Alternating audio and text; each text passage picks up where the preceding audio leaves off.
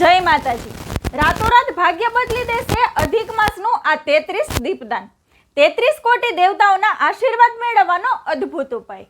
તો કયો છે એ ઉપાય, ચાલો જાણીએ। એ પહેલા કમેન્ટમાં જય માતાજી જરૂરથી લખી દેજો। સનાતન ધર્મમાં અધિક માસ દરમિયાન 33 દીવડા અને 33 વસ્તુઓનું દાનનું ખૂબ જ વિશેષ મહત્વ છે। હિન્દુ પંચાંગ અનુસાર દર 3 વર્ષે સૂર્ય અને ચંદ્રના કેલેન્ડર વચ્ચેના 11 દિવસના તફાવતને સંતુલિત કરવા માટે 33 દિવસનો વધારાનો મહિનો ઉમેરાય છે। તેથી અહીં 33ની સંખ્યા અત્યંત પવિત્ર માનવામાં આવે છે।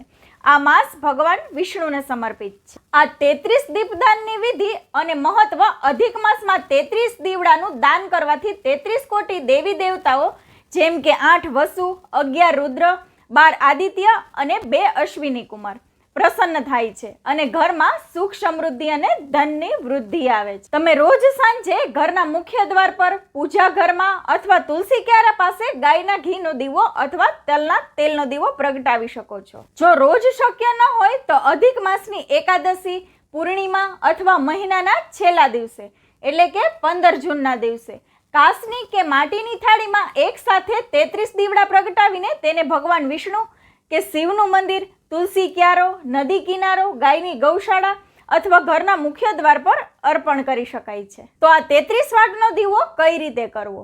એક મોટો દીવો લઈ તેમાં રૂની 33 નાની નાની વાટ ભેગી કરીને એક સાથે આ દીવો તુલસીજી સામે પ્રગટાવતી વખતે ઓમ પૂરણ પુરુષોત્તમાય મંત્રનો જપ કરવો ઉત્તમ ગણાય છે।